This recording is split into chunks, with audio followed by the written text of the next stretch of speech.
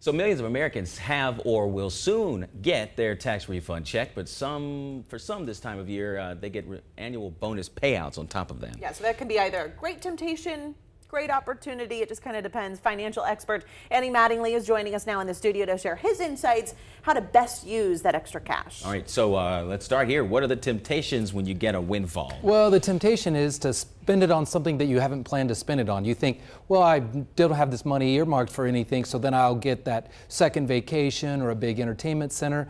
Nothing wrong with being spontaneous if you have your financial house in order. All right, so we'll call it unplanned behavior, right? Yeah. What kind of issues can that kind of Well, cause? what happens is that it's the multiplier effect. So you have $2,000 and you're like, well, I'm going to do something for $4,000 because $2,000 of it's free money, and now instead of getting in a better situation, you're a lot worse off. So tell us how getting cash that you didn't know you were going to get can be an opportunity.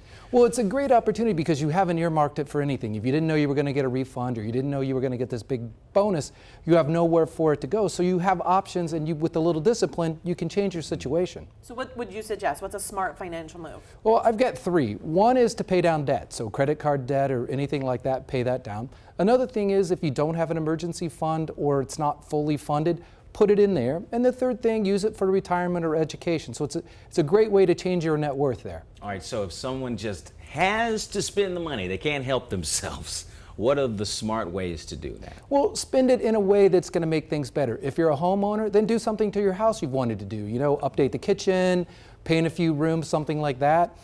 If you have a vacation plan for the summer or other expenses, then use that money for that instead of borrowing for it. And then, so you've kind of changed your situation and you still get to spend the money. All right, use it wisely. Find a financial advisor, maybe.